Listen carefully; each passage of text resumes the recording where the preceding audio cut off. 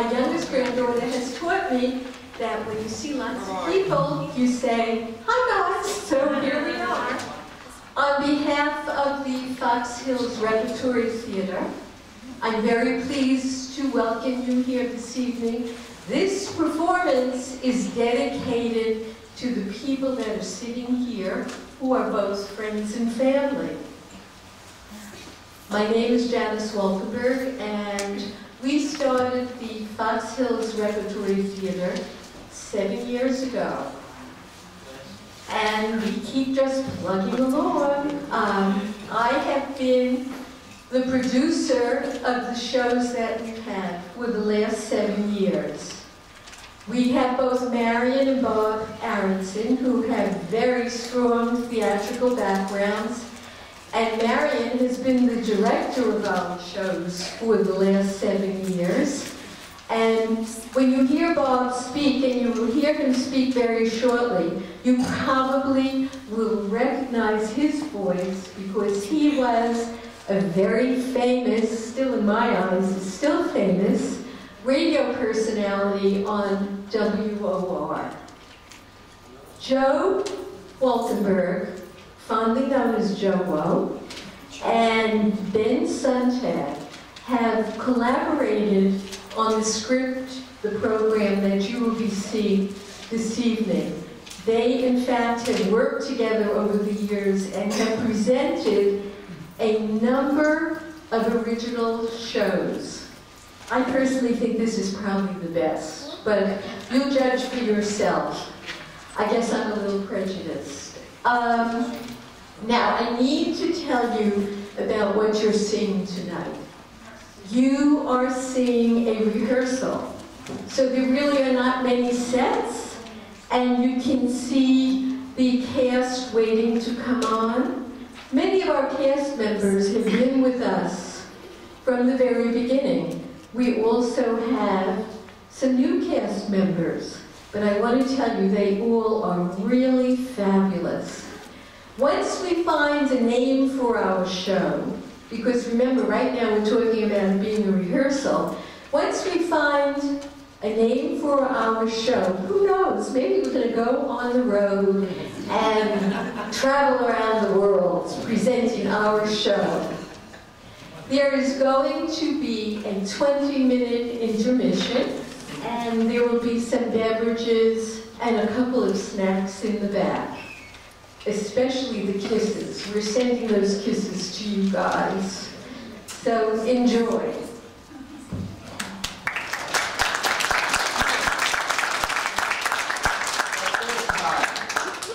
We request that all mobile phones, pagers, radios, iPods, Kindles, and battery-operated sexual toys be turned off for the full duration of the show. We found that remember that this is a non-smoking facility.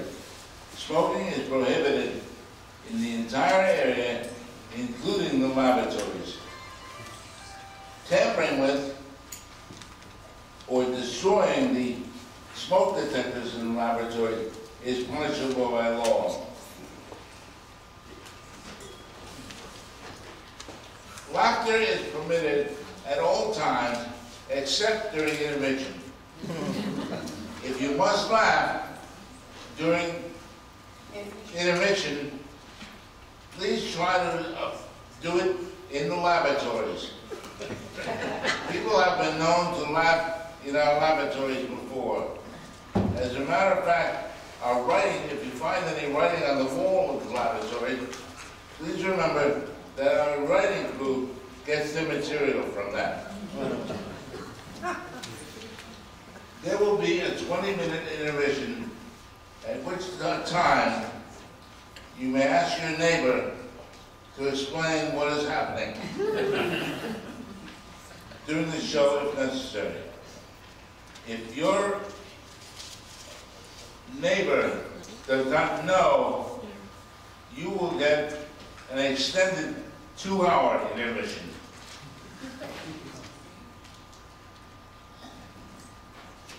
Sorry, we're having problems with the lighting. And there is a likelihood that this show will appear on YouTube, since we are videotaping. Laugh as much as you can and applaud, so we can get the show on YouTube. For those that may not be familiar with YouTube, it is not physically part of your body. Thank you for coming and have a great time. If you enjoyed the show, tell us. If you did not enjoy the show, you are possibly intellectually challenged and your neighbor talks behind your back. In concluding, I want to make 2 more points. Number 1, remember that laughter is always the best medicine. Number 2, sit back, relax, open your mouth, and take your medicine.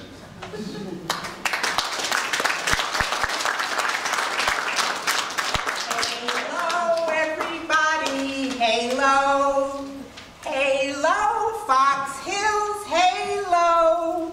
Halo, everybody. Halo. Halo, Fox Hills. Halo. Okay. Everybody, you ready? Let's get started. There's only one more rehearsal after this one, so I want to polish up everything tonight. We also, guys, we need to finalize a name for the show. We don't have a name yet. I think we better have one by the end of this rehearsal. And I'm allowing you guys to read from the script, but this is the very last time, okay? No reading from the script after tonight. You've got to memorize your lines, all right? Okay, we're going to start here with Sam and Bob doing an Abbott and Costello routine about buying a computer. Okay, Sam, I want you to, there's one more thing I want to say. There's one very important point I need to make about comedy, when you're doing comedy. Ask me, Sam, what is the most important point to remember when doing comedy? What's the most important? Timing. Take it away, guys. Worst Buy Computer Store. Can I help you?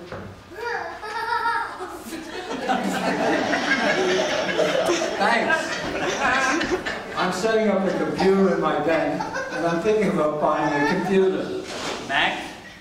No, the name's Lou. Your computer? I don't own a computer. I want to buy one. Mac?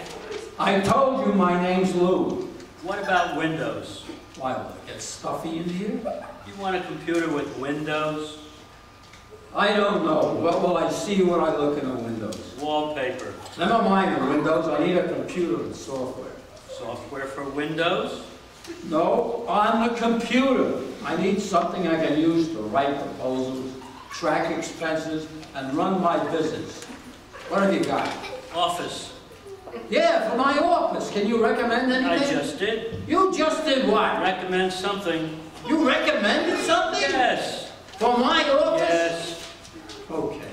What did you recommend for my office? Office. Yes, for my office. I recommended Office with Windows. I already have an office with windows. Okay, let's just say I'm sitting at my computer. I want to type a proposal. What do I need? Word. What word? Word in Office. The only word in office is office. Word in Office for Windows. Which word in office for windows? The word you get when you click the blue W. I'm going to click your blue W. You don't start with some straight answers. Okay, forget that. Can I watch movies on the internet? Yes. You want Real One. Maybe a real one. Maybe a cartoon. What I watch is none of your business. Just tell me what I need. Real One. If it's a long movie, I also want to have reel 2, 3, and 4. Can I watch them? Of course. Great. With what? Real One. Okay, I'm at my computer, and I want to watch a movie. What do I do? You click the blue one. I click the blue one what? The blue one. Is that different from the blue W? The blue one is Real One, and the blue W is Word. What word? Word in Office for Windows. But there are 3 words in Office for Windows. No, just one. It's the most popular word in the world. It is? Yeah, but to be fair, there aren't many other words left. Pretty much wiped out all the other words out there. And that word is real one? Real one has nothing to do with word. Real one isn't even part of... Stop! Don't start that again. What about financial bookkeeping? You have anything I can track my money with? Money.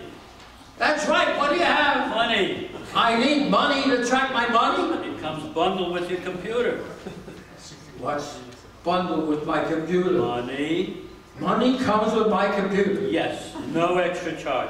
I get a bundle of money with my computer. How much? 1 copy. Isn't it illegal to copy money? Microsoft gave us a license to copy money. They can give you a license to copy money? Why not? They own it. A few days later. Worst Buy computer store. Can I help you? Oh, I've had this damn computer for 30 days now. I have one question for you, and I don't want to hear any of your double talk. How do you turn your computer off? Click on Start. We've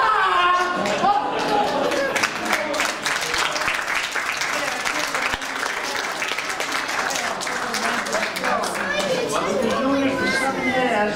Why not call the show the 7-year glitch?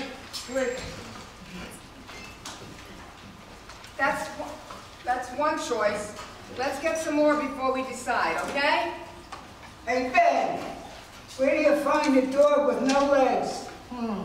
I don't know, Joe. Where do you find a dog with no legs? Right where you left them. Oh, guys, come on. Let's not get unruly here. I think this will be a good spot for and the question is, saying, where are the 4 contestants? We need our announcer. You almost ready, Sam? Almost. Okay. Let's give each of the contestants have your bells. Okay.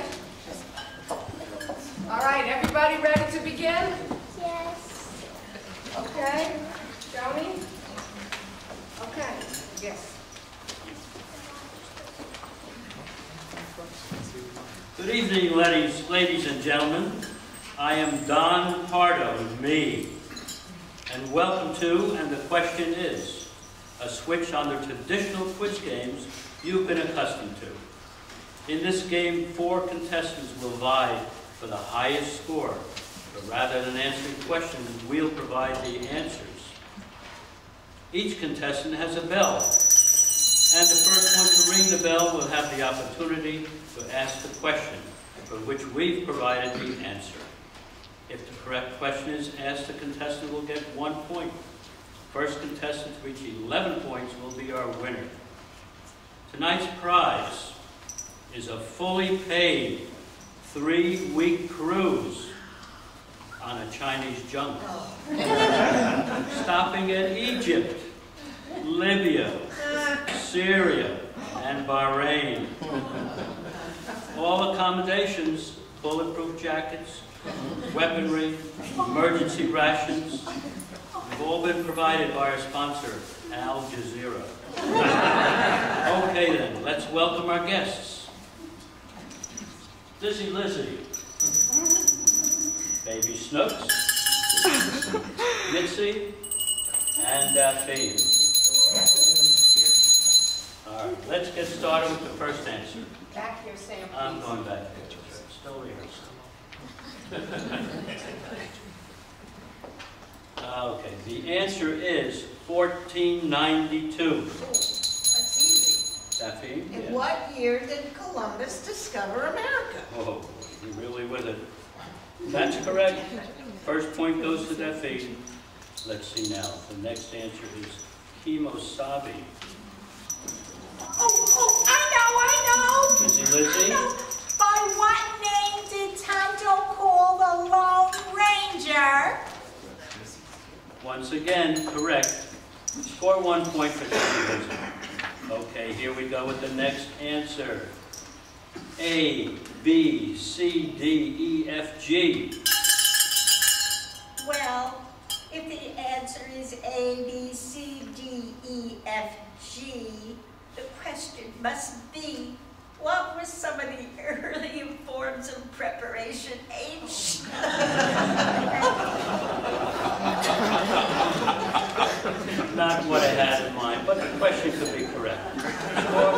baby snooks. Let's get on to the next answer. Peter Pan. Oh, I know that. Yeah. What do you use to fry a Peter? Peter Pan. Now, let's keep this clean. All right, the next answer is an unmarried woman. Baby snooks. Let's see. An unmarried woman. What was Elizabeth Taylor between 3 and 5 on June 1st, 1952? An unmarried woman. Right. Absolutely correct. Score another point for B. Baby snooks. Let's see what you guys can do with Gatorade. Gatorade. All right, we're going to continue. Nobody knows. It's me, Dawn. I think I know the question. Okay. If the answer is Gatorade, what does a gator get? What does an alligator get on welfare? Gatorade. Okay. Mitzi, I think we're hitting an all-time low here. As a matter of fact, I think we should pause now for a message from our sponsor. Yay! Double your pleasure, double your fun. Play with the twins and spit out your gum. La la la la la la la la la la la la la la la la. Ready, everyone? The next answer is defrost. Mitzi. On a cold morning, what forms on degrass? Defrost. Oh my God. I think we have another winner. Moving right along, the answer is rub-a-dub-dub. Oh, I know. Lizzie. Oh, what does the masseuse do to your tub-tub? And the next answer is Zippo Marks. Caffeine. That's easy. What do you get when something gets marked in your Zippo? Or it's caught in your Zippo?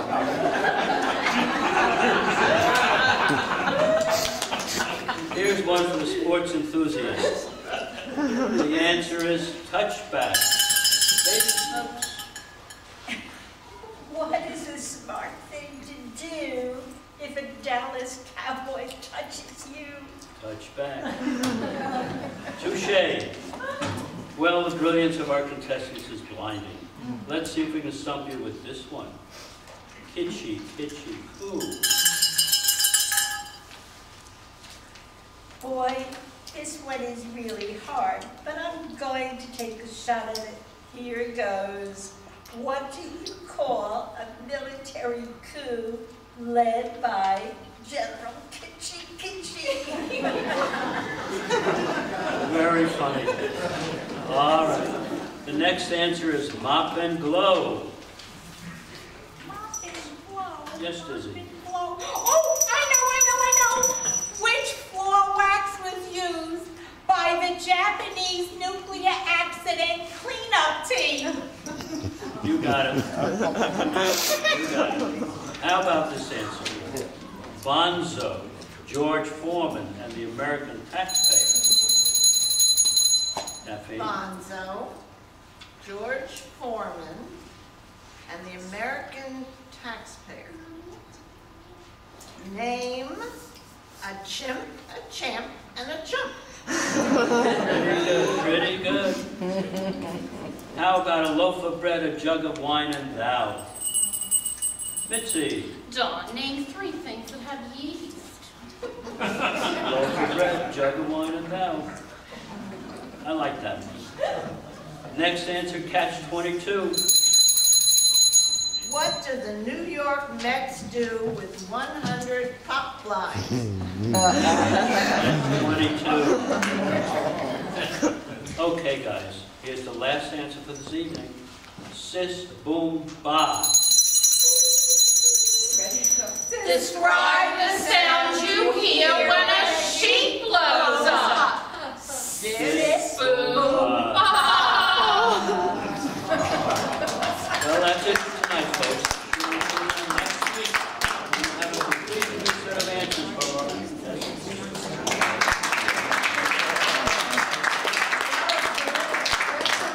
Very good. Now remember, next time, no scripts and pick up the pace a little. Gotcha. Okay, Joe? You have a joke for us? You have a joke for us? Do I have a joke for you? Yeah. Instead of that, the name of, you had another name for the show, I thought?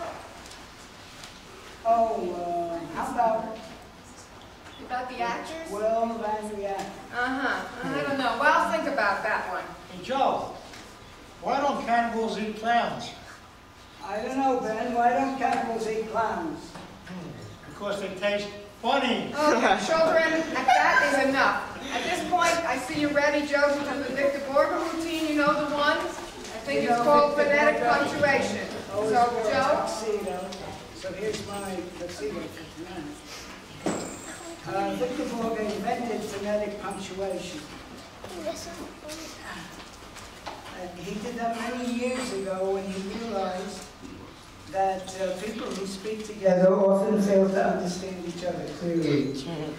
And when we read or write, we use punctuation marks in order to underline the meaning of our sentences. But we don't use them when we speak. So why not integrate punctuation marks in our speech? And then we can underline what we intend to convey to each other verbally. For example, a period would sound like this. A dash, an exclamation point is a dash with a period underneath. A comma, a quotation mark is 2 commas. Or if you happen to be left-handed. A question mark is a literal kind of sound. It's a crooked dash with a dot underneath. And finally, the colon. You can put them over each other, under each other, that's not important. But I have a story here I'd like to read you, and I'd like to note how much more you'll get out of the story when it is filled with phonetic punctuation. I marked it, it should be easy to find. Here we go.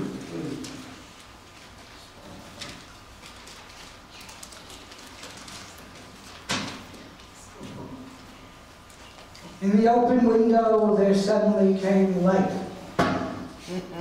Beautiful Eleanor sat alone, dreaming of but one thing. 2 years had passed since she had met Henry. She could still remember the unhappy evening when her father had thrown him out. They had been sitting in the park, and Henry had said,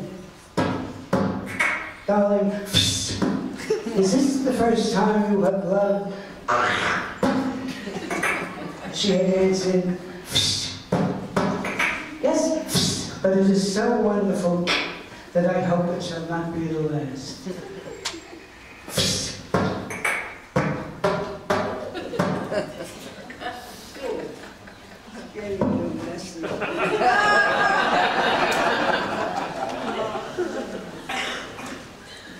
Suddenly she heard a well-known sound. It was he. In 2 strikes he was near her, embraced, kissed, and caressed her. Henry, what is love? She asked. He answered, "Well, I couldn't live without it."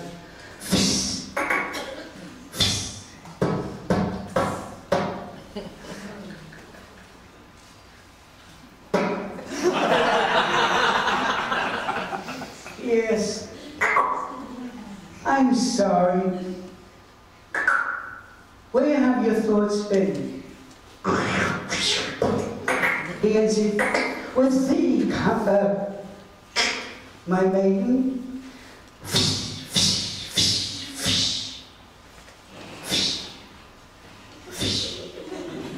Suddenly he was gone.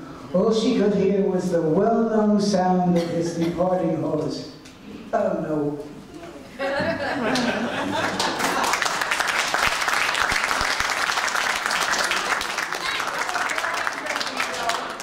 don't know how he makes those on salads. Hey, Janice, did you hear about the new divorced Barbie doll that they're selling in stores now? No, Ben, what makes it a divorce Barbie doll? It comes with Ken's house, Ken's Porsche, Ken's yacht, and Ken's checking account. Okay, very funny, very funny. That was a good one. All right, let's get ready for Fred Allen's skit. Fred Allen visits Fox Hill. Ladies, are we ready? Get behind your apartment doors. And gentlemen, Fred, take it away.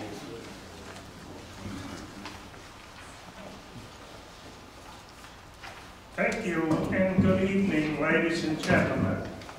Today we are going to visit some of the residents of Fox Hills. We're going to ask each one of them the same question. What do you like about living at Fox Hills? I'm sure we'll get different answers from each one of them. Shall we go?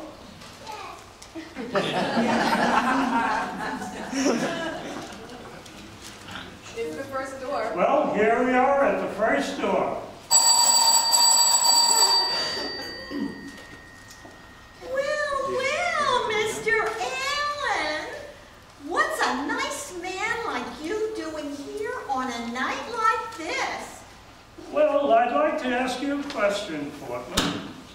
What do you like about living at Fox Hills? Well, first of all, when I decided to move to Fox Hills, my mom wasn't sure that they'd let me in. Why so? Well, as you know, Fox Hills is for the 55-plus active community. And you wouldn't live into being over 55? No, that's not it at all. It was the active part that concerned me. Surely, Portland, you are always active. Oh, active, schmactive. I always got up early. I read the papers. I did my cleaning. I prepared my shopping list. I checked the mail. Yes, go on. Well, and then went about my business. But here at Fox Hills, it's different. How so? Well, I still get up early. But in order to get my newspaper, I have to walk down that hallway past all those apartment doors. And yes, go on. well, it means that I have to get dressed first. I have to make sure my teeth are in. And wear something different every day. I see. You don't want the neighbors to see you wearing the same outfit more than once. No, it's not that, Mr. Allen. Every time I pass a door, it opens, and they ask me to bring up their newspapers also. And so? Well, there are 14 apartments on my floor alone. Have you ever tried to carry 14 Sunday New York Times? Yes, I see what you mean. It's not exactly light reading. No. And then that elevator. I call it the slowest elevator in the world.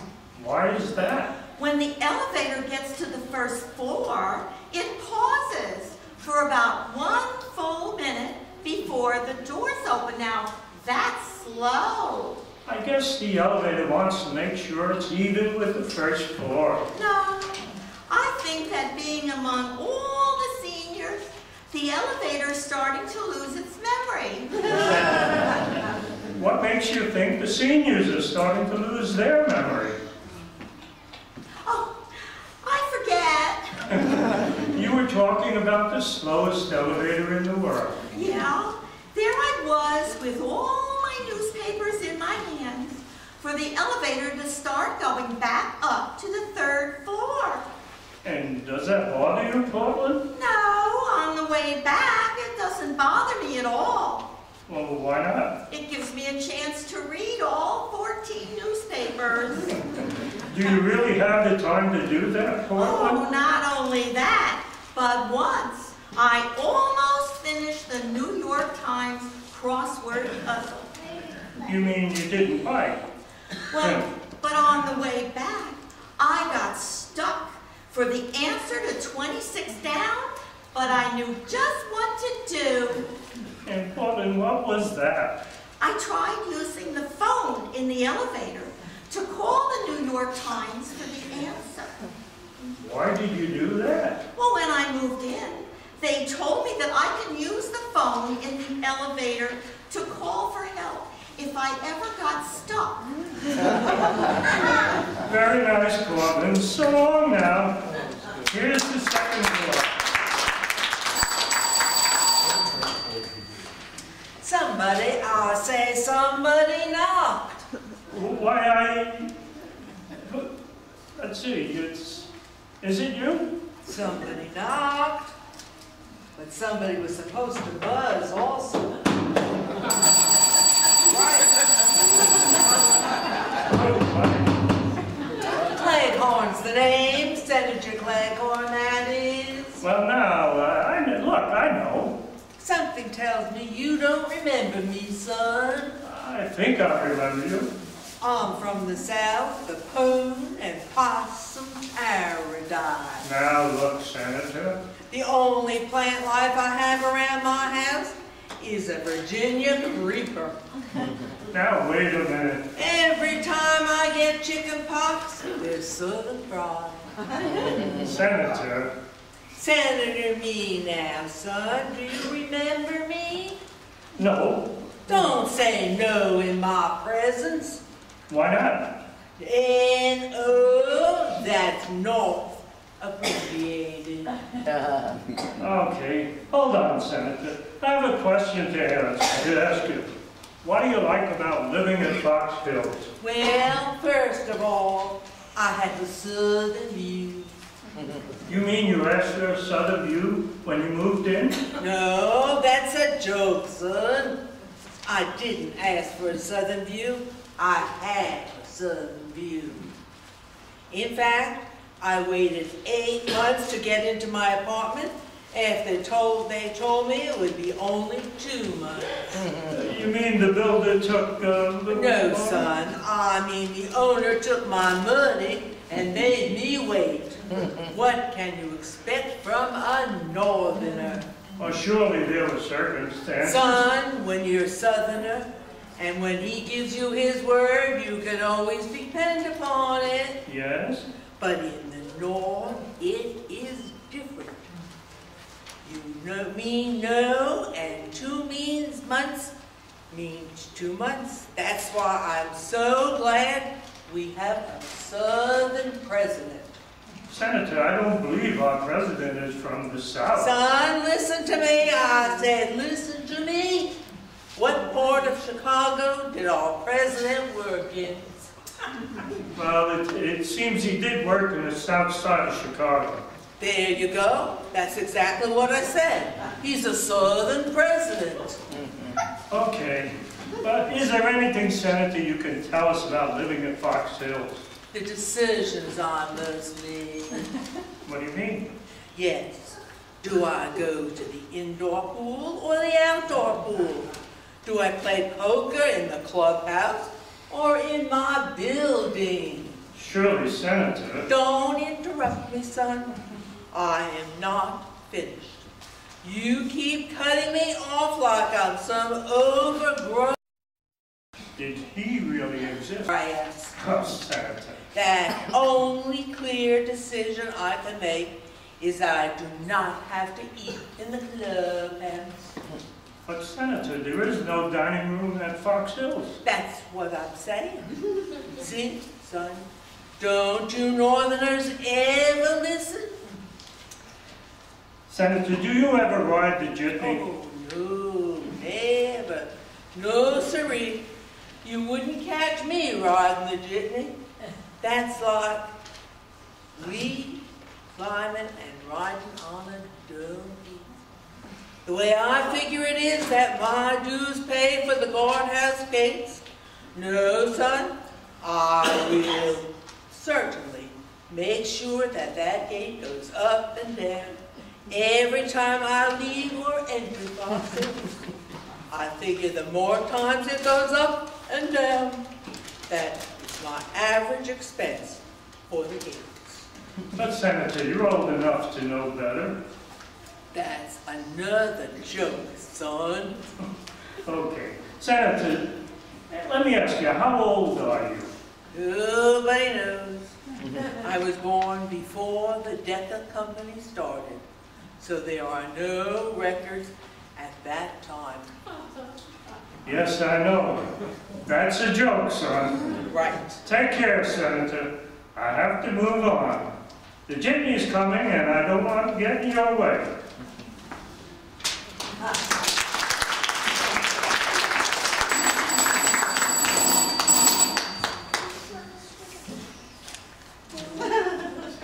No? Mrs. Nussbaum. You were expecting maybe Morton Saltine? Tell me, Mrs. Emmett, what do you like about living at Fox Hills? I liked everything until the night of the blizzard. Because? You shouldn't know from such a blizzard. Mine Pierre went out to measure the snow, and he didn't get back until 6 hours later. Surely you are mistaken, Mrs. Nussbaum. Where would Pierre be for 6 hours? Pierre did go out to measure the snow, and then when he came right back, he started going up to the 3rd floor in the elevator. Yes.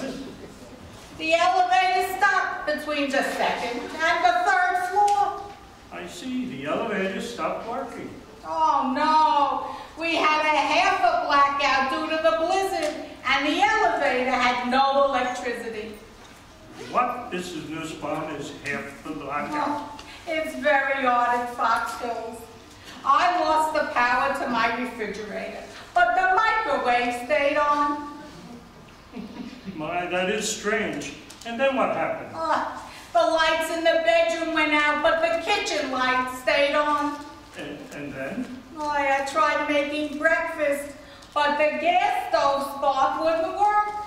I went next door to Janet and Seymour to see if I could borrow a match to light the stove. And then? And when Janet and Seymour opened the door, they were both wearing their overcoats. Perhaps they were going out to look for Pierre. Oh no, it seems that Janet and Seymour lost their heat, but had their refrigerator working. I see. Different apartments had different circuits affected during the blackout. One half a blackout. I had my heat, but no refrigerator. Or stove. Janet and Seymour had their refrigerator and stove, but no heat. Did you each share what the other did not have? I moved all my food from my refrigerator into Janet and Seymour's house, and they came into my house to stay warm. Why, that is a strange situation. Oh, please. My other neighbor, Erwin, was more inventive. How so? Oh, he also lost his refrigerator. He tried moving his refrigerator to the terrace so it would keep cold. And did that work? He couldn't fit the refrigerator through the terrace doors. Then what did he do? He moved his refrigerator into his bathroom. That seems like a strange place to put a refrigerator. The only outlet that had power was in his bathroom. Erwin plugged the refrigerator into his bathroom outlet. And that kept the items cold in the refrigerator. Not only that, but when Erwin had to use the bathroom, if he left the refrigerator door open, he also could read. Tell me, Mrs. Nussbaum, what happened to Pierre over this time? Boy, when the power came back on, 6 hours later, the elevator started back up to the 3rd floor. Was Pierre nervous during this time? Oh no, it seems the elevator always takes a long time to stop at the floor. Pierre thought this was normal. And Pierre never knew. Pierre never knew there was half a blackout. Is there anything else you'd like to tell us about living at Fox Hills? You call this living? Who could sleep every night with his dreaming? My husband Pierre is always waking me up. He dreams, huh? Why, always he's different things. He dreams he's different things. How so? One night, he is dreaming he's the lone stranger. Yeah? All night long, he is yelling, "Hi-ho, Silver!" Hi-ho, Silver, huh? Upstairs is living Mrs. Silver. Yeah? All night, she is yelling back, "Hi-ho, Nussbaum!" I see. Once he's dreaming he's an Alka-Seltzer. An Alka-Seltzer, huh? All night he is fizzing. No wonder you can't sleep, Mrs. Nussbaum. Well, I think it's time to say goodnight to you, Mrs. Nussbaum. And good night, all.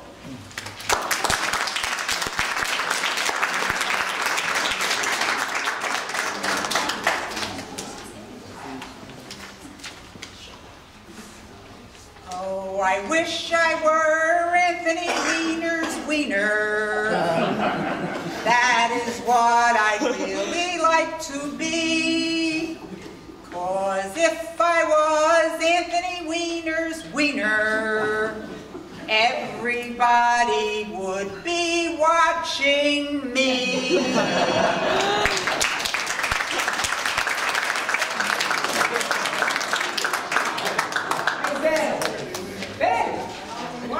What do you call an Italian that has one arm shorter than the other?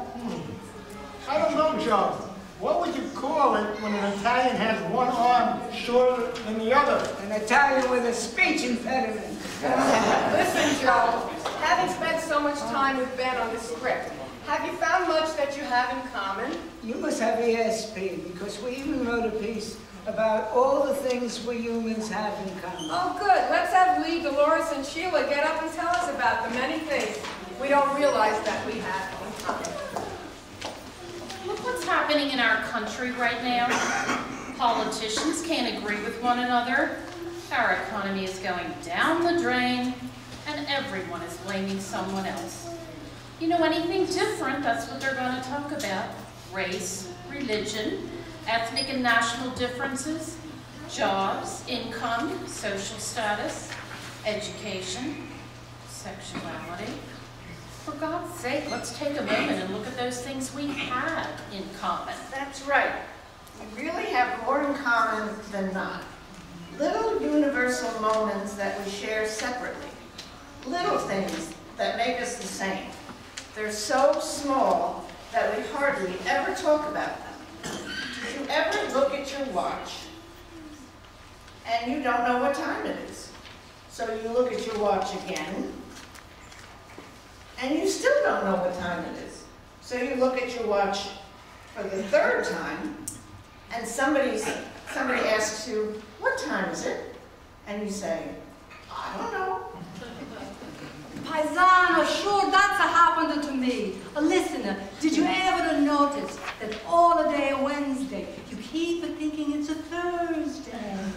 And it keeps happening over and over again. And then the next day, you're right again. I know the feeling. Hey, did you ever find yourself standing in one of the rooms in your house and you can't remember why you went there? And one word floats across your mind: senility. Did you ever find yourself talking to yourself and somebody comes in the room and you have to make believe you're singing? What kind of fool am I? And you hope the other person really believes there is a song called whatever, some kind of putz. I bet millions of people have experiences similar to mine. For example, have you ever been sitting in a train in a railroad station next to another train, and one of the trains begins to move, and you don't know which one it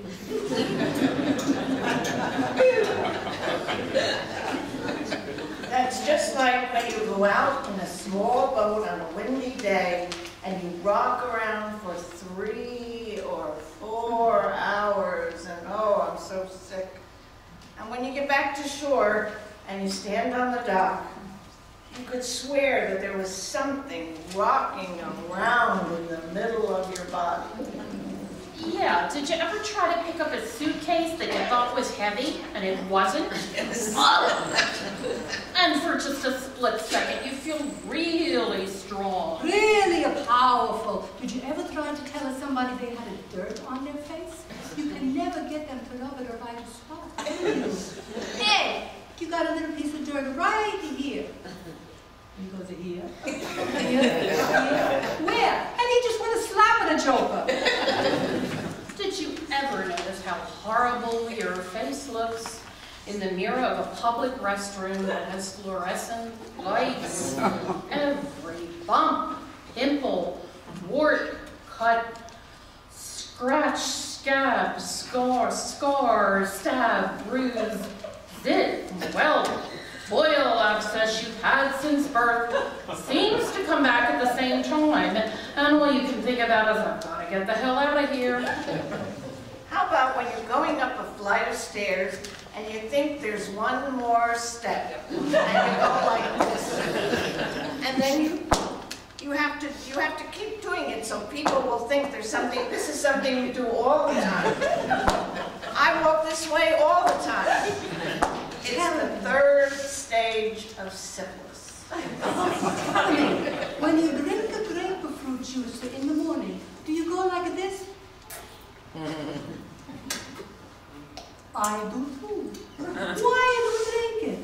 It's like a brain freeze. You know how we get that pain in the back of the neck or going up into the brain when we eat ice cream too fast? So we can't reach the pain, and all we can do is wait until the pain goes away. And then what do? Eat more ice cream. What are we, just as stupid? Did you ever fall asleep in the late afternoon, and when you wake up, it's dark out, and you don't know what damn day it is? That's right. Did you ever sneeze while you were peeing?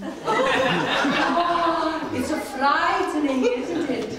It's a frightening because you can't do it. It's a physically impossible to sneeze while you're peeing. Your brain won't let it happen. Your brain says, stop peeing, you're going to sneeze now.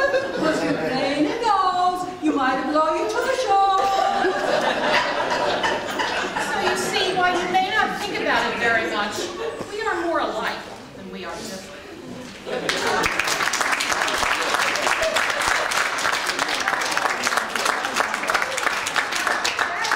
The moving trains really got me. I was on a train once, and the other train pulled out, and I just didn't know I was standing still. I kept feeling so dizzy. It was a strange feeling. Hey, Ben, why do Jewish women like to have their men circumcised? I don't know, Joe. Why do Jewish women like their men to be circumcised? Because they like anything that's 20% off. Sure, right?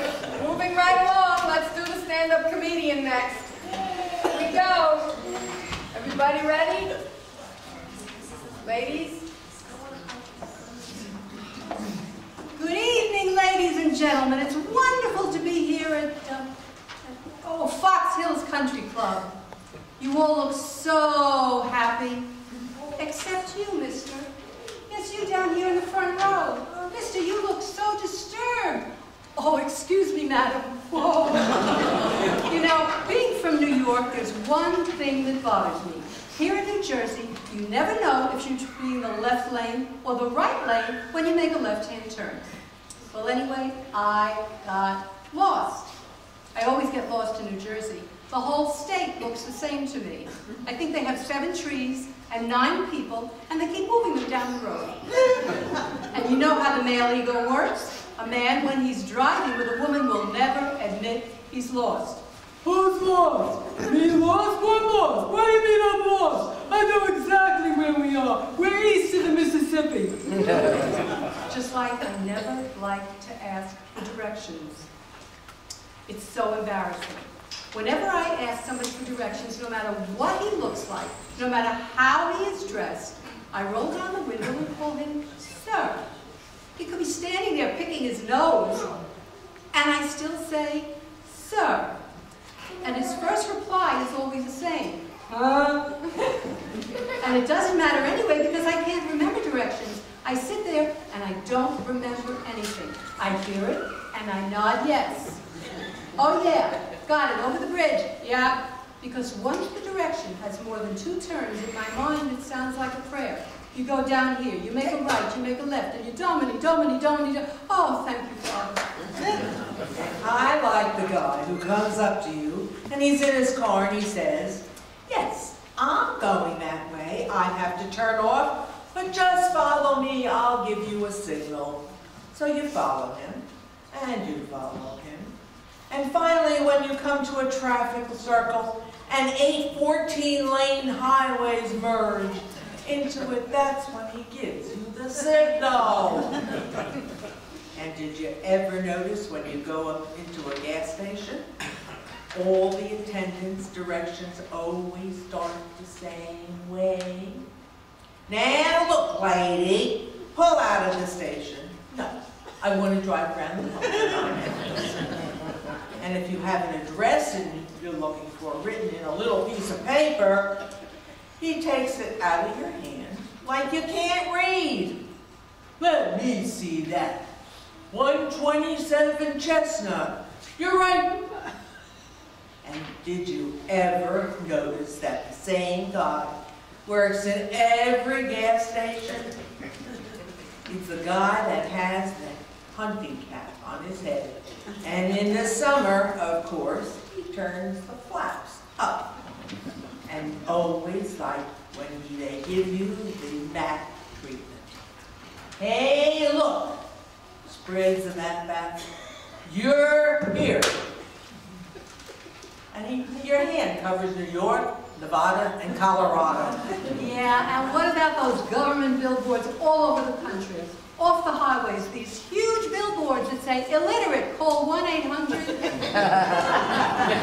dumbest sign I've ever seen in my life, I saw it here in New Jersey. It's still here. You can see it. Check it out. I looked at the sign and stared at it for 5 minutes. In Sakasana, on the door of the International House of Pancakes. On the door leading into the restaurant, they have a sign, "We have menus in Braille." I went in and asked the manager, "Why did you make it bigger in case they're across the street?" Oh, and by the way, when I'm lost, I always pull into a small town with instructions because the nicest, friendliest people live in small towns. But sometimes I don't understand what they're saying to me.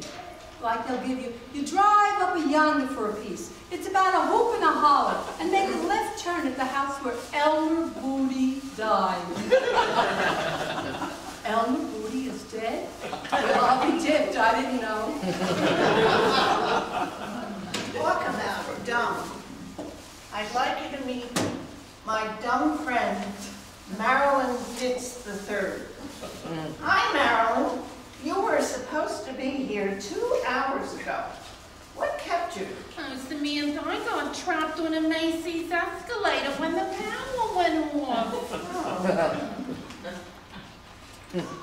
Gee, Marilyn, have you done anything interesting lately? Funny you should ask. I did something that really got me excited.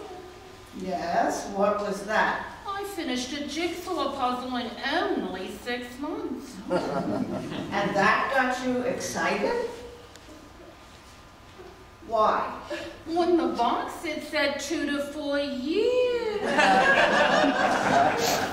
My Marilyn, that's a beautiful scarf that you're wearing. Yeah, I put 2 in Macy's, but I had to take the other one back. Why? It was too tight. Oh. Here, Marilyn, would you like an M&M? No, no thanks, Samantha. They're too hard to peel.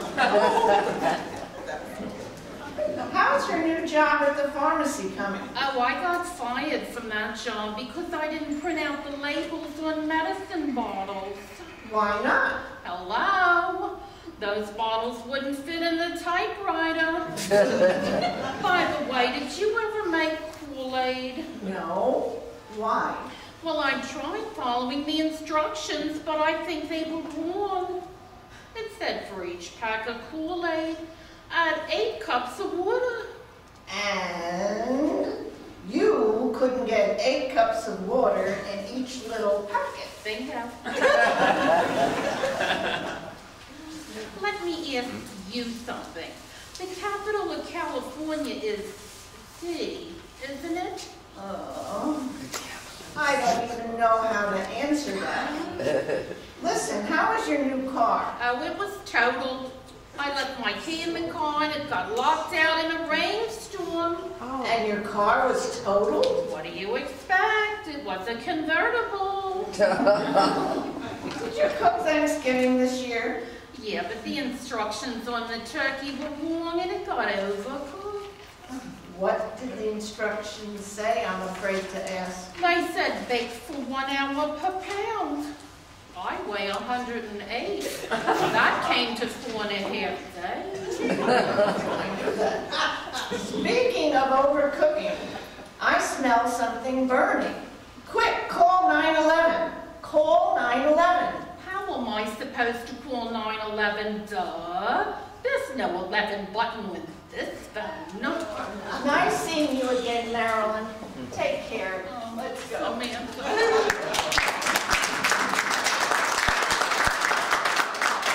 Have you guys ever been to Philadelphia?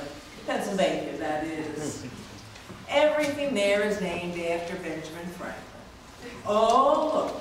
You go over the Benjamin Franklin Bridge, down the Benjamin Franklin Parkway, to the Benjamin Franklin Motel. You can't miss it, because it's shaped like a giant kite with a string and a key attached. Did you ever go over the Benjamin Franklin Museum? You have to go to it. You can't go over it. It's unbelievable what these behavioral scientists have been able to figure out, like 3 footprints they found in Central Africa. Oh, they did not read about this. Over 3 million years old, preserved. 3 sets of footprints. Over 3 million years old, the experts go on to say that these 3 footprints were made by 2 men and 1 woman. Now that's the part that got me. Whoever made these footprints 3 million years ago were no hurry to go wherever they were going. Like how many places were there to go 3 million years ago? Oh, we're going to that bush, that same bush. Can't we find another bush to go to? It's like in California, where they found the oldest ape man. They found a 4 million year old man. Well, they didn't really find a man. They found a finger, a part of the finger. They found the tip of the finger. From the way they figured, he stood about 4 feet 3 inches tall and had the brain the size of a pig. Which proves that there are politicians, even then. It's amazing what these anthropologists are doing. They find a neck bone. These people love to dance. Meanwhile, what are they going to say when they find us? Look at the strange habits that we have. We don't buy chickens anymore. We buy chicken parts. The parts you like, and then you eat all the parts and you throw them out together. So sometime, 3 million years from now, you'll dig us up. Well, they had chickens that had 30 wings. Look, I'm interested in anthropology, and I have just come to the conclusion, as a lay anthropologist, some of the experts don't even know, and it's just common sense.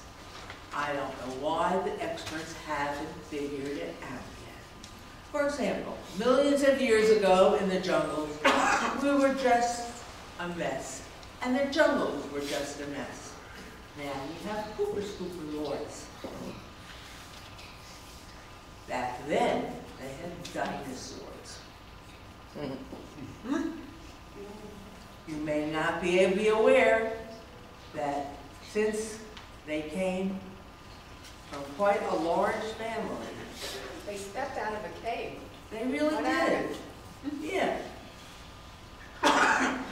With the dinosaurs and the no pooper scooper laws, what happened when they stepped out of the cave? I know what happened when they stepped out of the cave. Why am I reading the next line instead of the other line? Came out of the cave, and they slid 8 or 9 miles. And that's why they swing on vines. You say you're not satisfied. You say you want all 3 months. Just a minute, tell you what I'm going to do.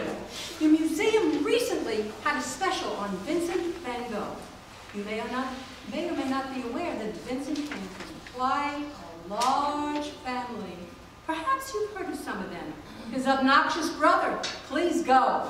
His dizzy aunt, Verta, go. His brother who worked in a convenience store, stop and go. The cousin from Illinois, Chicago. His Mexican cousin, amigo. His Mexican cousin's American half-brother, gringo. A nephew who drove a stagecoach, Wells Fargo. A ballroom dancing aunt, okay, you've got the idea. Tango. The bird-loving uncle, give me your best guess. Flamingo. His fruit-loving cousin, let's hear it. Mango. Mango, bingo, mango. His little bouncy nephew, well, go-go. His sister who loved to dance, go-go. His niece who travels everywhere in a van, Winnie, Bango. And finally, his brother who ate prunes. You're going to love this one. Gotta go.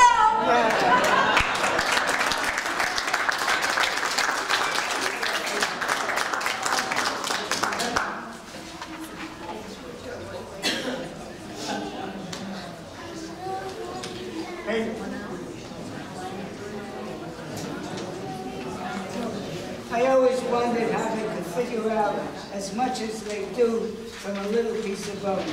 Of course, they have changed their minds about things many times. Hey, Ben, did you hear about the dentist who married a manicurist? No, Joe, what about the dentist who married a manicurist? They fought tooth and nail. Will the cast for the politician get assembled now? Sound effects man, are you ready with the buzzer? Okay. Ladies and gentlemen, let's have our reporters out here. And how's our politician doing? Almost ready? Almost. Okay, let us know when you're going. Everybody ready to go? Over here, Sam, please. Thank you. Thank you very much. Yeah, well, you weren't supposed to go back there. Okay, we're going to introduce our politician to you in just a minute. She has to get ready because she wants to look perfect for her first speech to the electorate, you know. She wants to get elected. So are we going? Golly. Hi. Hi. Hi. Hello. Hello, young man. Oh, is that for me? Oh, thank you so much. Hello, young man. Oh, is that for me? Oh, thank you so much. Golly, I'm so happy.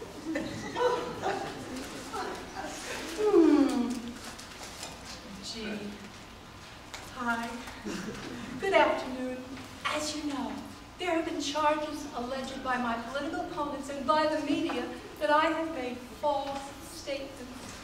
You and the media have challenged me to prove that these allegations are unfounded by appearing at this press conference and answering all your questions by being hooked up to a lie detector machine.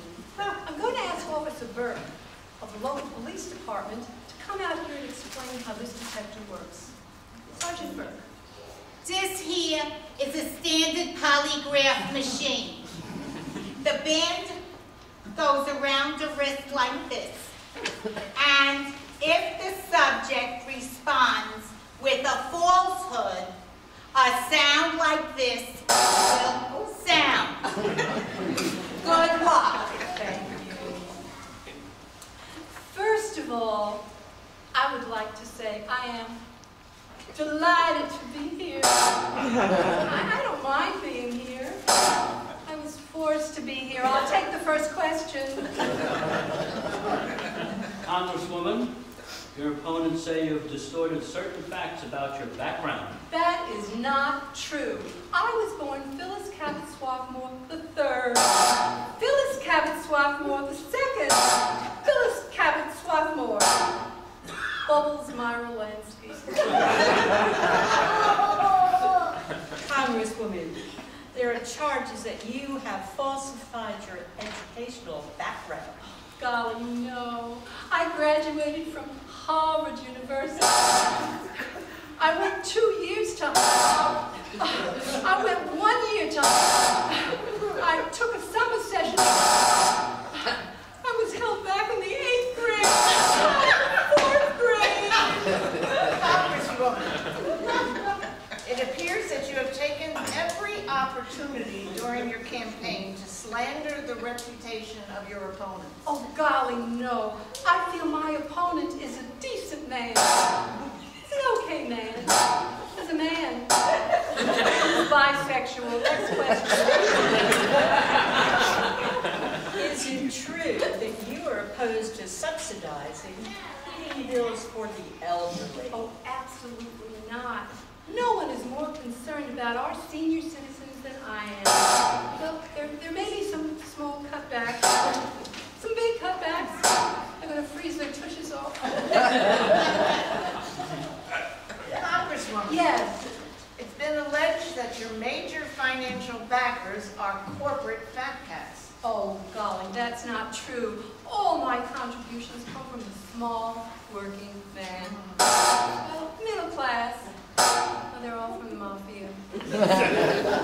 Congresswoman, what's your position on equal rights for women? Oh, my position on equal rights for women. I'm glad you asked that. I look forward to the day when all Americans are equal, regardless of sex. I look forward to the day when they're kind of equal. I'm looking at your boobs. Congresswoman, Yes. there have been rumors that you're having marital problems. Nonsense. I've been happily married for 25 years. I've never been with another person. Once. All right, last night I had 6 boys on a forklift. Are you satisfied?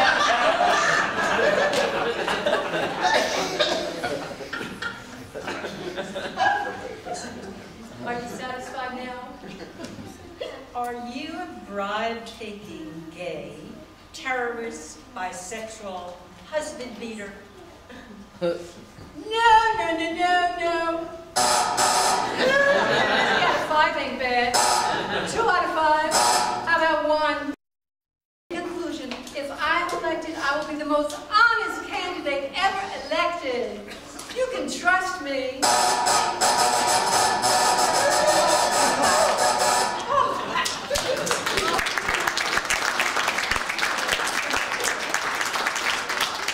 Hey, Joe, why do radio announcers have small hands? I don't know, Ben. Why do radio announcers have small hands?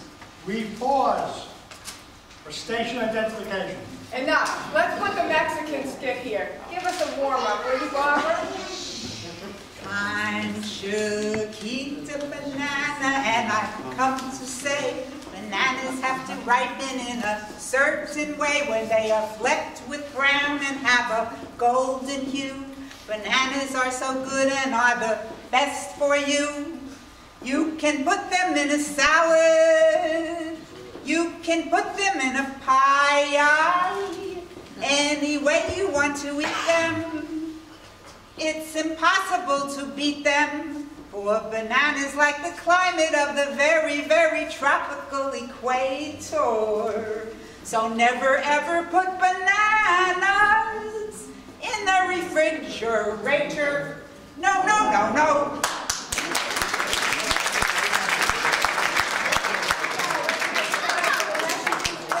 Now remember, we're going to have a bench here and a backdrop that shows this is a railroad station. And a brother and sister. All right.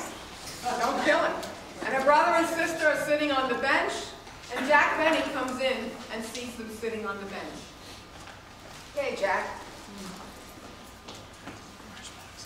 Say, sir, See? Is this the place where I can catch the Silver Streak going to Anaheim, Azusa, and Cucamonga? See? Are you taking the Silver Streak? See? To Cucamonga? See? What's your name? Sigh. Sai? See? You, senorita, are you Sai's sister? See? See? See? What's your name? My name is Conchita Guadalupe, Lolita Hernandez Gonzalez, Clarita Del Prado Romano, Rosita Ramirez. Conchita Guadalupe, Lolita Hernandez Gonzalez, Clarita Del Prado, Ramona Rosita Ramirez? See? My, that's a long name. Do you have a nickname? See? I'm almost afraid to ask this one. What is your nickname? Sue. Sue? See? So, Sue. See? What type of work do you do? So? Sorry, your sister sews for a living? Yes, sir. Yes, sir? See? Now cut that out.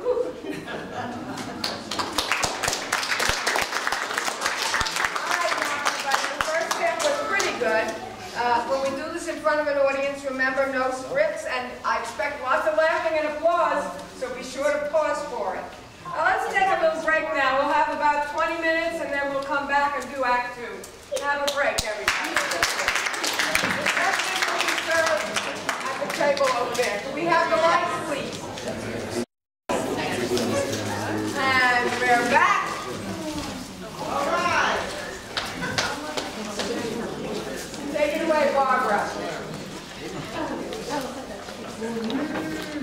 Good. Good. That's what this show is. Good. Yay. Good. Good. That's what this show is. Good. You betcha.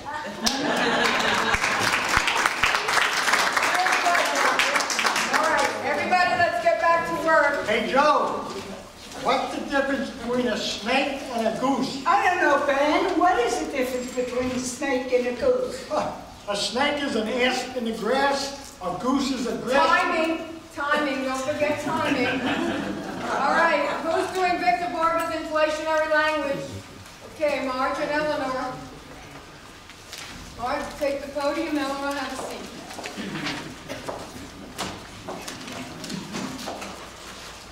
As you must be aware, prices keep going up.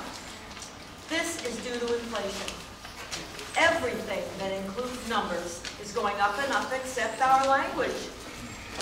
In order to correct this, I've invented my inflationary language.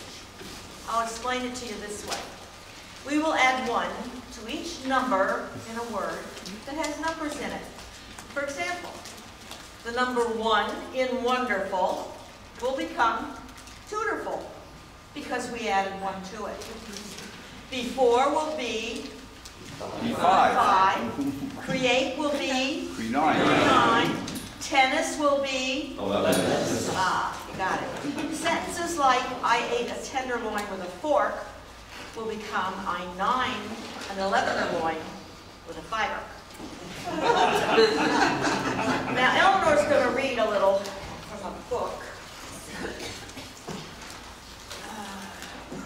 This is a book written by a Russian author, and it's not a very good book. And she's only going to read a short chapter from it. The author was Ivanovich Golovov son of a bitch, son of a bitch. And these are very short stories, very short.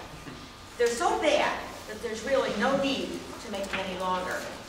I think there's one here about Tchaikovsky. Let me see. TSC.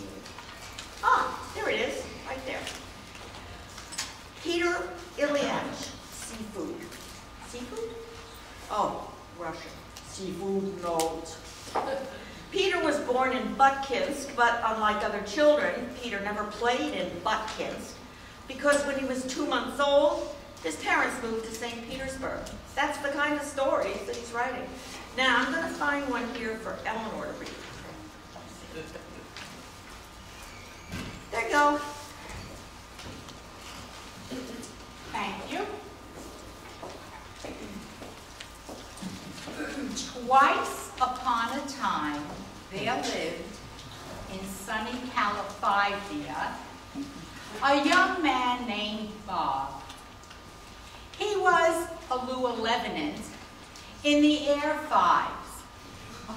Bob had been very fond of Anna, his 1.5 sister, ever since she saw the light of day 5 the second time.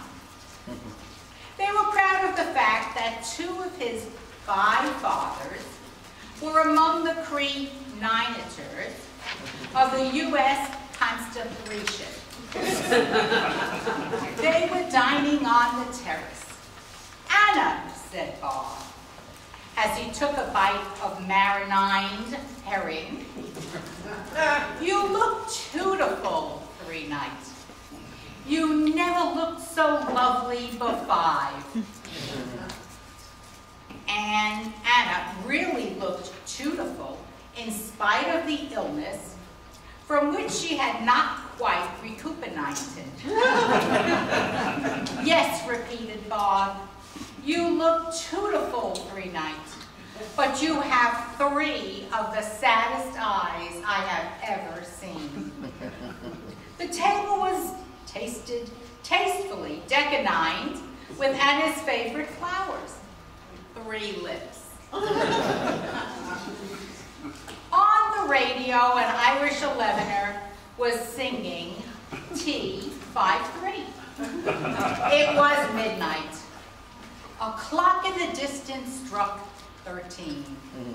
And suddenly, there in the moonlight, stood her husband, Don 2. Right. 1, 2, 3. There stood her husband, Don 2, obviously intoxicated, having just had 2 many. Anna, he blurted, "Forgive me, I am only young twice, and you are my 2 and only." Bob jumped 3 his feet. "Get out of here, you 3-faced triple-crosser," Anna warned. "Be careful, Bob. You are talking 3 an officer." "Aha," said Bob. "He is 2, but I am 2-3. "All right," said Don 2 as he wiped his 5 head. He then left, and when he was 1.5 ways through the revolving door, he mumbled, "I'll go back 3, 11 is C." And be double again. "Farewell, Anna. 3-a-loo, 3-a-loo."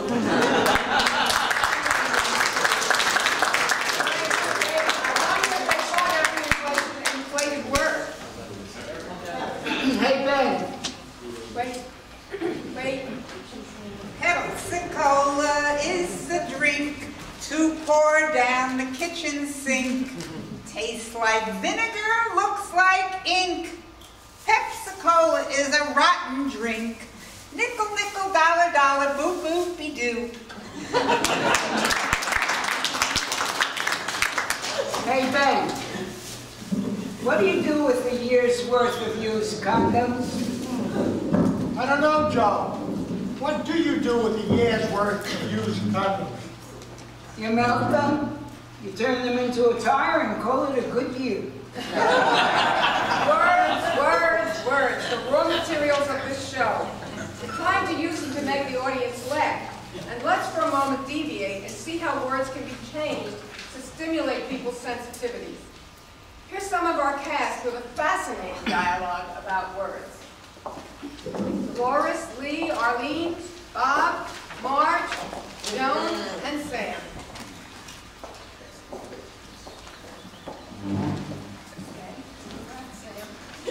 Same thing, you don't go behind over here. We love words. They're our work. They're our play. They're our passion. We have thoughts, but thoughts are fluid.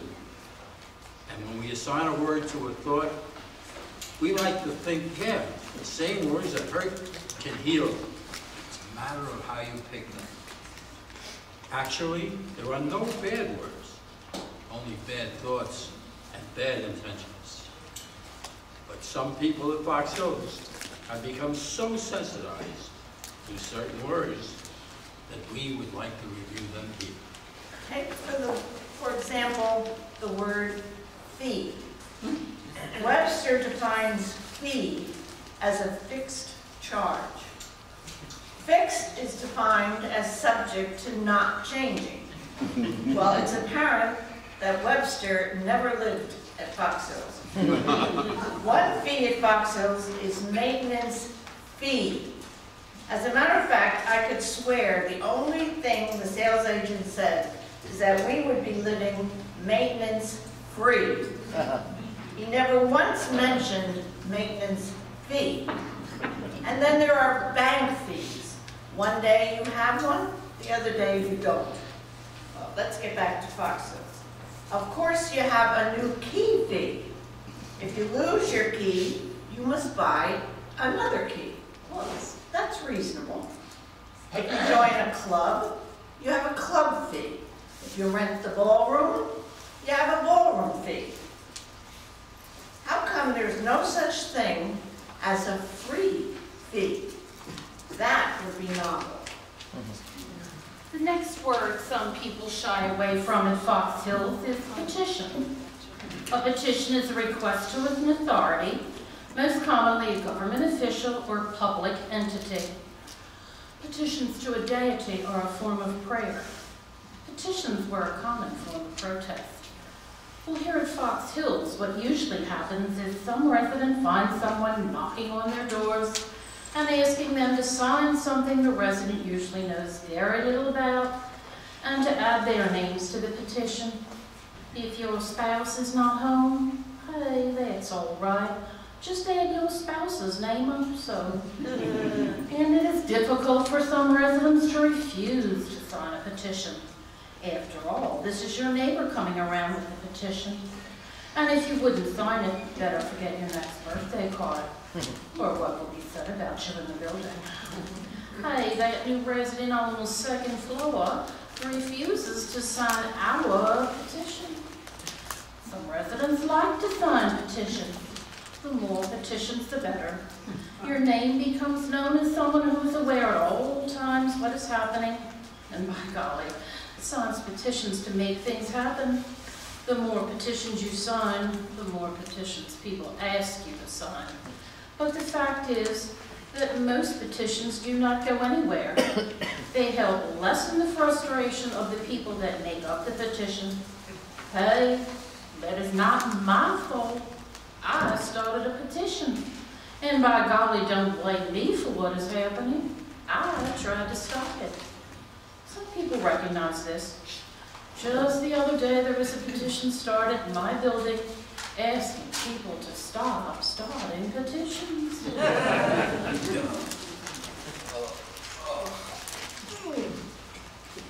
Another word avoided at Fox Hills is getting old. We have no old folk at Fox Hills. We have senior citizens.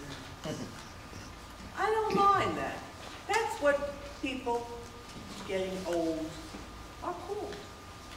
But the phrase I will continue to resist is when they describe an old person as being 90 years young.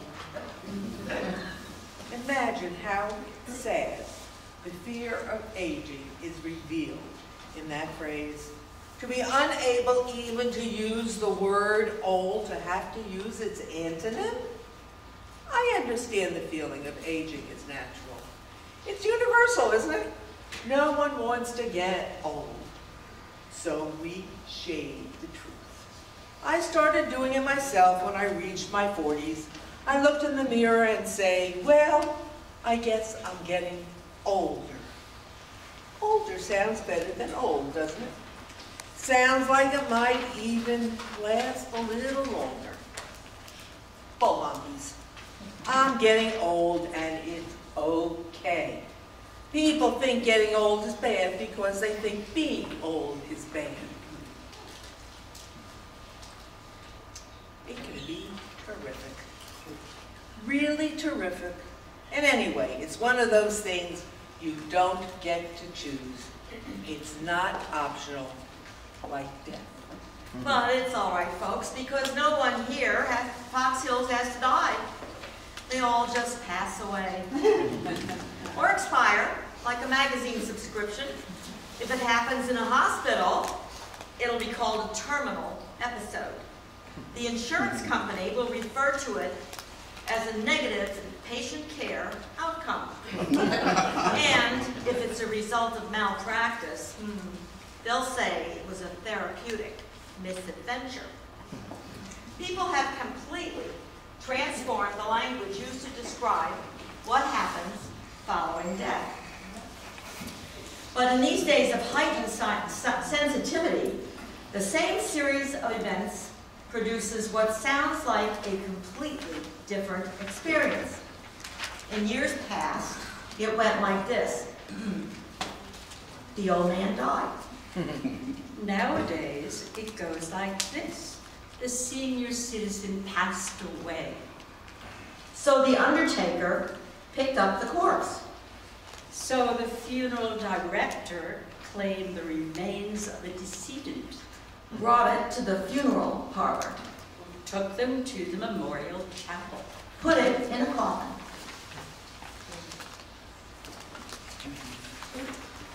And placed them in a burial container. People sent flowers and held a wake.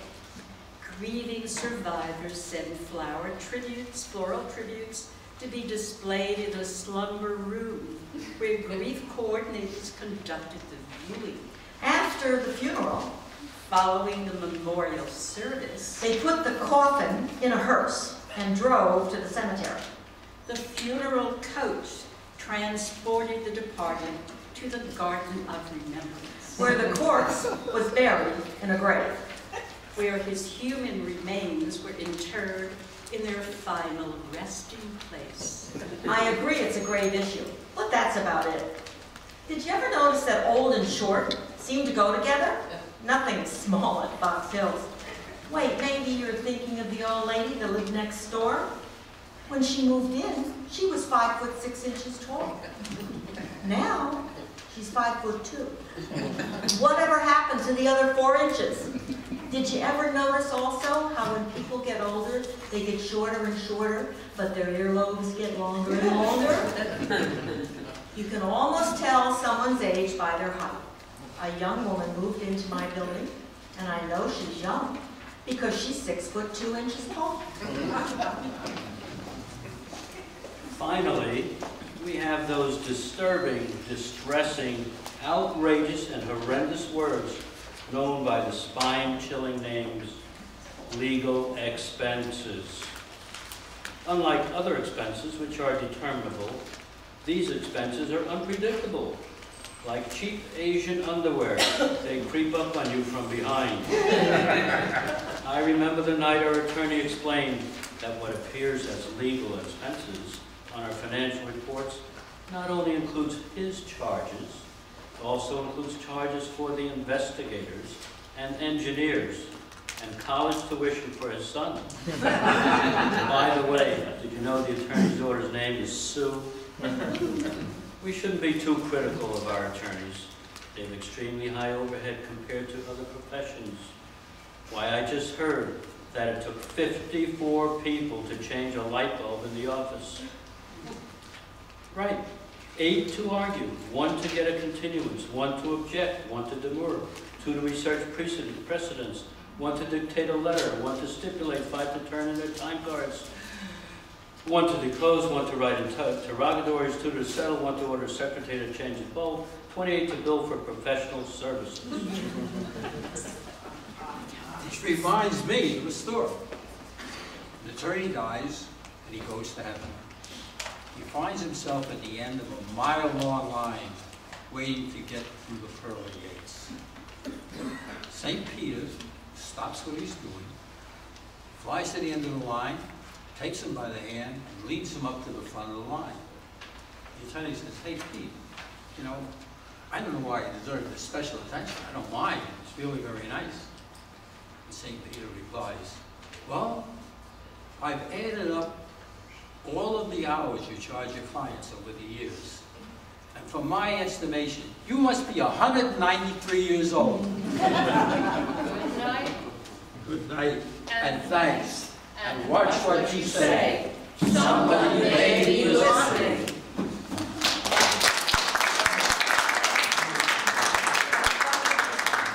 Hey, Joe, what's the difference between democracy and feudalism?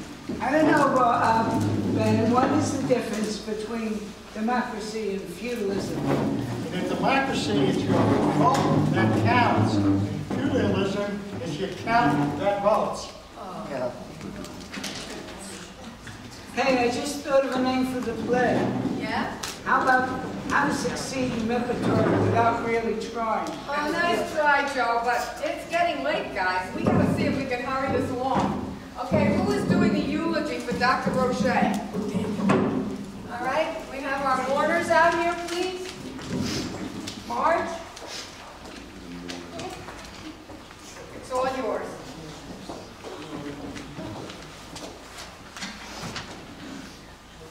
Thank you all for coming. It's with a heavy heart that we assemble here today to mark Mark's passing. It's of Dr. Mark Roche, the creator of the Thesaurus, that I speak. As you're aware, the Thesaurus is a book that gives choices of alternate words having similar meaning to the one being considered, and it's become almost as important as a dictionary. Mark was one of the best thesaurus compilers in the country. He was the top, the finest, the #1 man. He said to me once, "Margaret, Peggy, Marge, after I'm gone, I'd like you to say a few words to my friends, my pals, my chums, comrades and buddies. Tell them that the thesaurus writer's job, as you know, it's not easy. It's hard, tough, strenuous, difficult, laborious, demanding, and at times the pressure can be unbearable, intolerable, and unendurable. But Mark did a great job during his lifetime. That's why I'm so sad that he's passed away. But he's in a happier place. He's among the angels. Mark has bought the farm, cashed in his check, kicked the bucket. He's in deep six, and he's doing the lawn limbo right now, time sharing in an oblong condo, and he's making a call from a horizontal phone booth.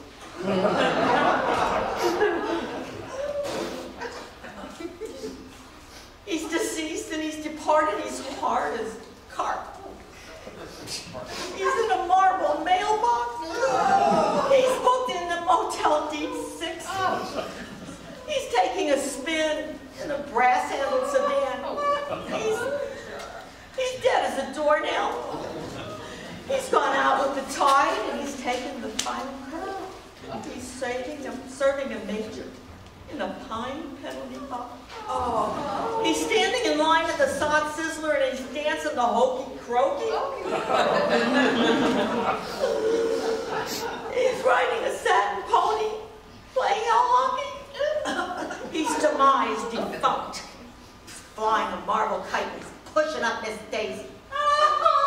Yes, parking the bronze bus and stopping at a mahogany mini mall. I'll miss him. When we started out together, we worked and toiled and sweated, but now he's enjoying the peace that cometh to all men. He's finally run the race and he's bitten the dust. He's in Limbo City, riding in a soil-side car. Oh, he's renting a grass tuxedo and he's going to the slab prom. And he's staying at Club Mud. He's doing a worm wave at the Still Stadium. He's on Subway, wearing a toe tag turtleneck. Test driving the wooden Buick and he's eating mock muffin. Mark, if you're listening. Mark. Goodbye, old friend, old buddy. Farewell. Adios, sayonara, auf Wiedersehen. Shalom. Cheerio, au revoir. Arrivederci, ciao, and the Readaloo. See you around.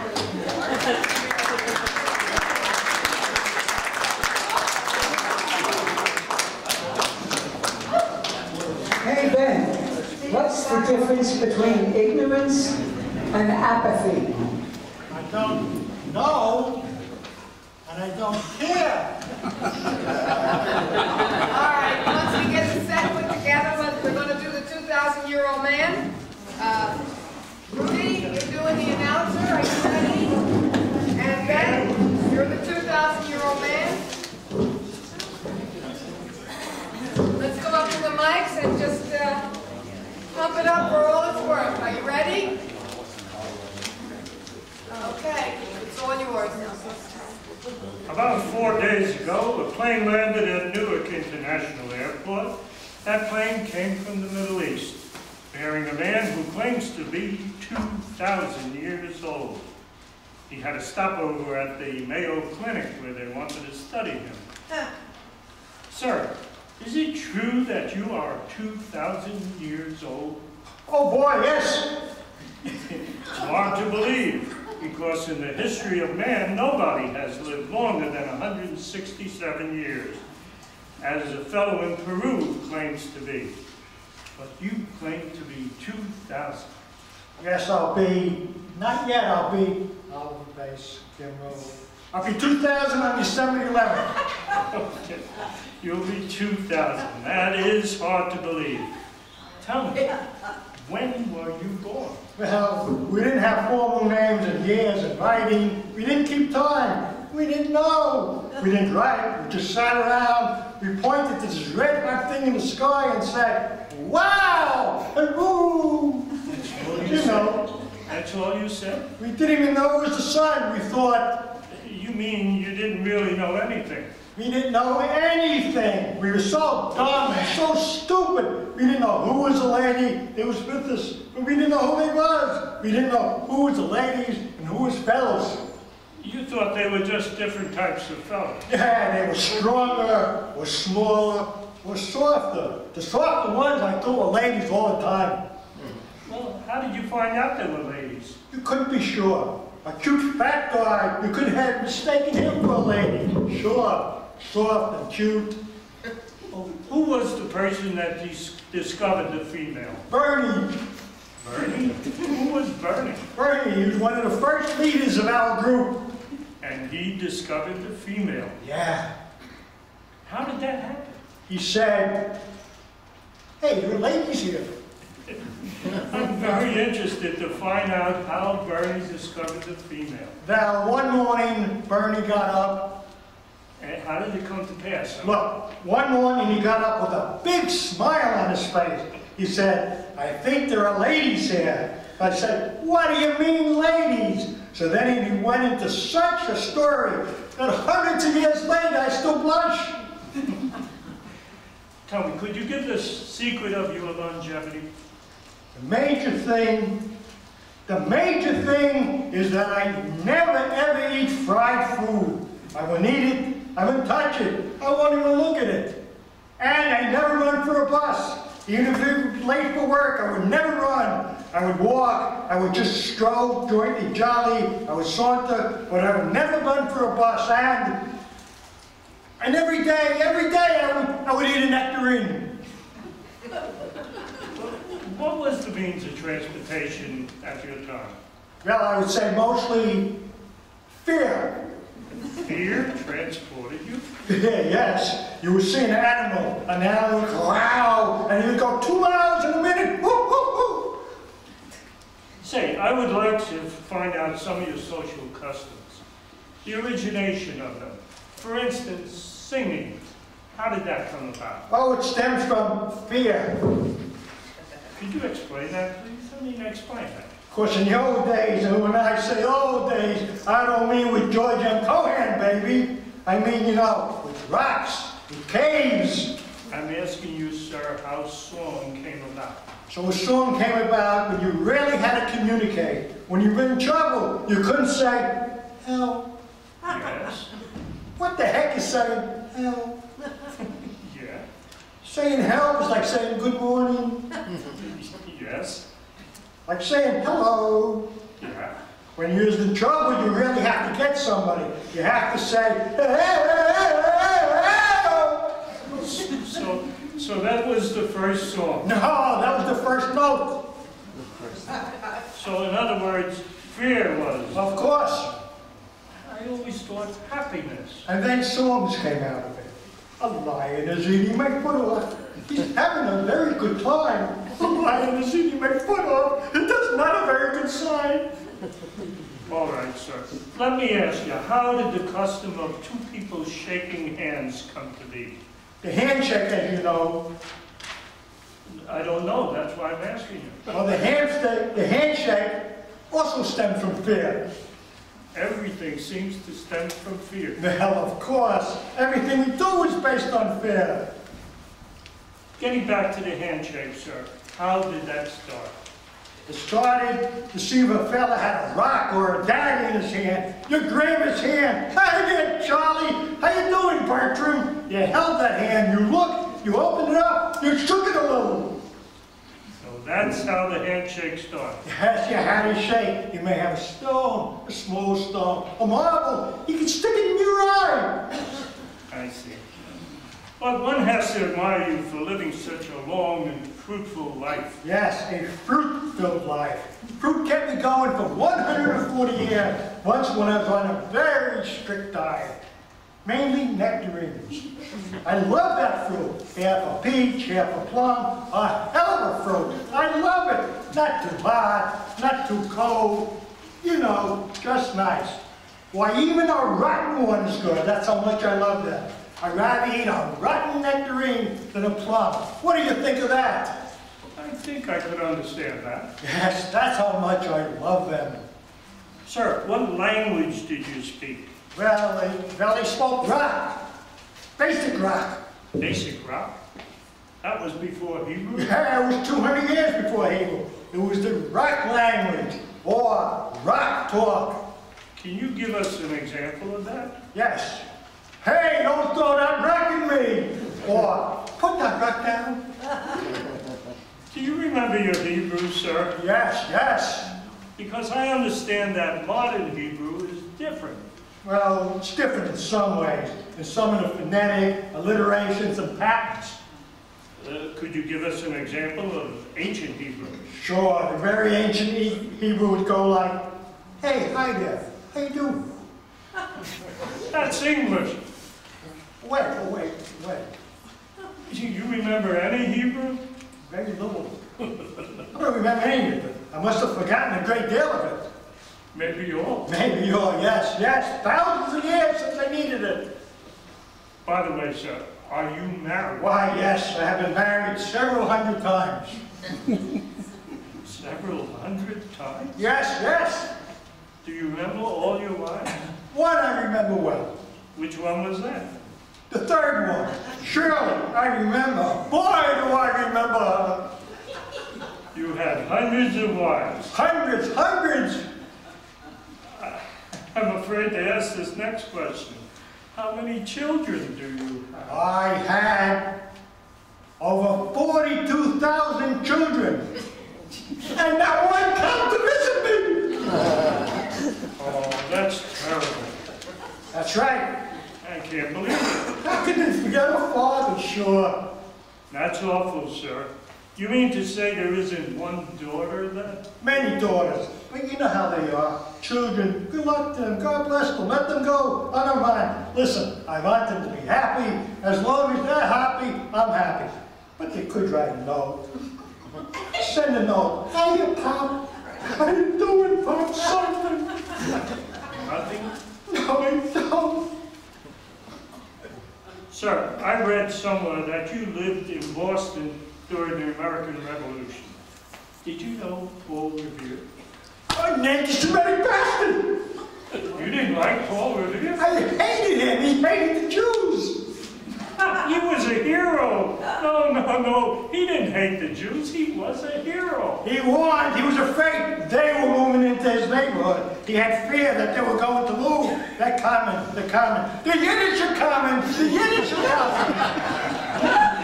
No. Were you there?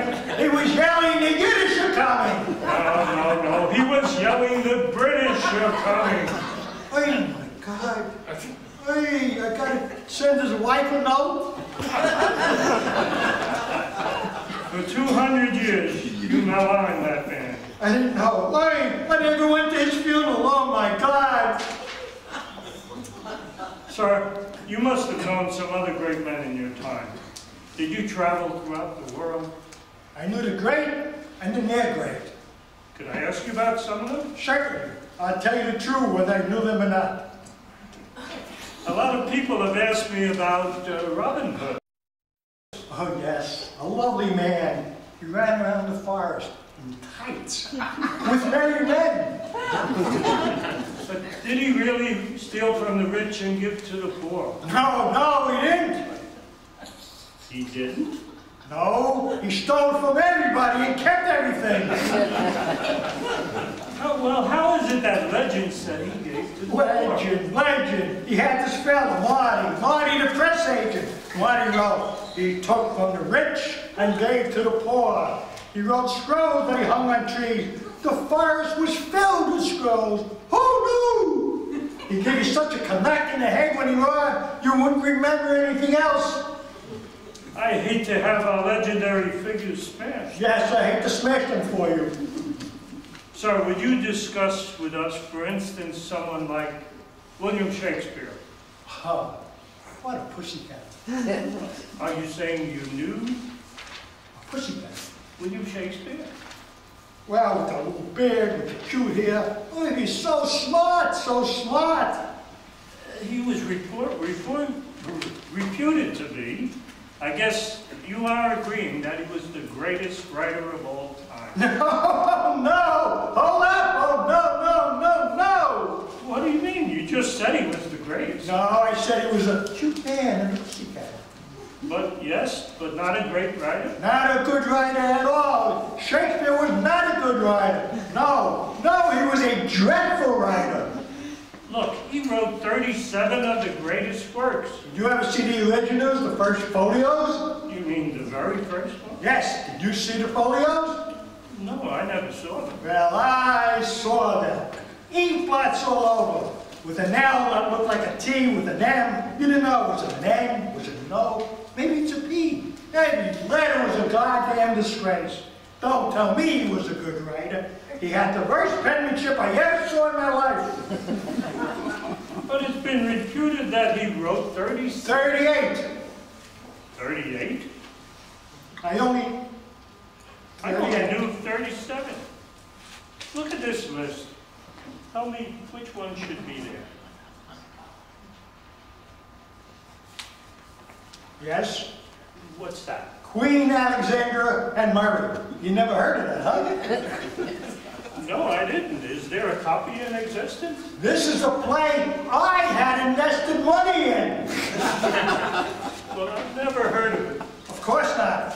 It closed in 5 days, and in Egypt of all places. Sir, are there any thoughts you'd like to leave us with before we end this? Hello there.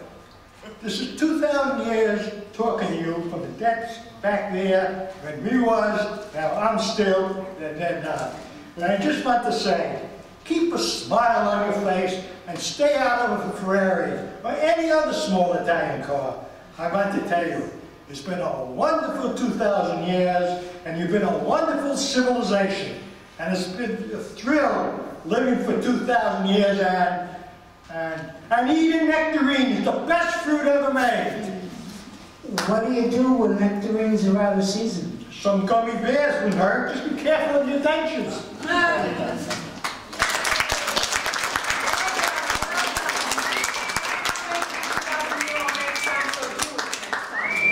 All right, everything was terrific, and I'm sure our audience is going to love everything. And did we finally get a name for the show, guys? Yeah, we like a funny thing happened on the way to the clubhouse. Oh, okay, I like it too. Let's keep it. Jan? How about if we have a song? That would be a good way to enter. Well, that's a great idea. Let's end the show with a song. Why not? Everyone in the cast and crew out front. Okay, let's go.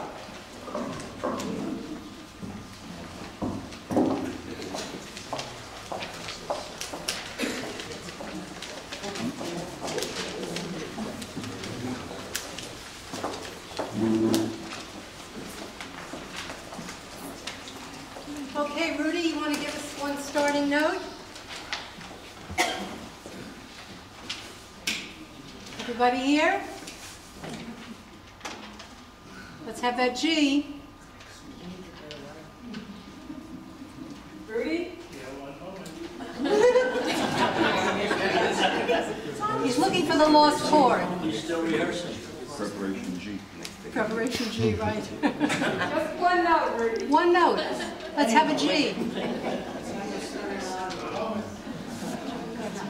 Is it turned on? Come on, he's got 88 notes to Let's take it out. 1, 2, 3, 4. Thanks for the memory of all the shows we've done. We hope you've seen each one. From curtain rise, you realize the magic has begun. How lovely it was. Thanks for the memories, the heroes that you cheered, the villains with the beards, the ups and downs, the funny clowns, the endings that seem weird. How lovely it was. The dramas we've done with such feelings. Our musical sets, you're so reeling. The comedy skits so appealing. And all because we crave applause. Cut it. Let's take that again. And all because we crave applause.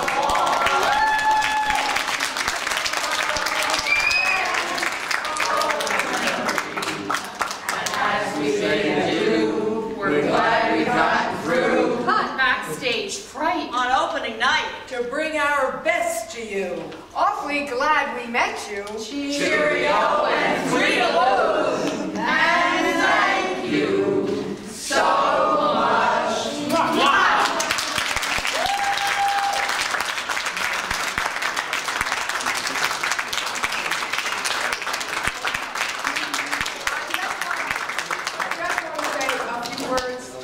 Thanks to some of the people who made the show possible, if I may. First of all, for 7 years, our producers have been Janice Wolkenberg, with a big assist from her husband, Joe Well. So I want to thank Janice very much.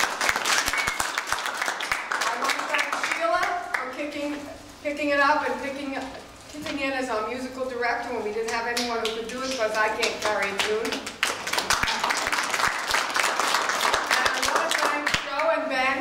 For the wonderful writing they do. I know they took a lot of old stuff and put it together and made some of it more realistic for Fox Hills and brought some of it up to date, and I hope you enjoyed that. And then I'd like to thank our backstage crew, Dave Rosen, Len Talmadge, Arthur Gentile, Harold Sachs, and Adela DeBovi, Mike Unger for the photographs, Joe Wolkenberg for the wonderful graphic designs that we see, and Oh, Sarah P.'s hairdresser, Jimmy Cantasano. So, thank you all very much, and with that,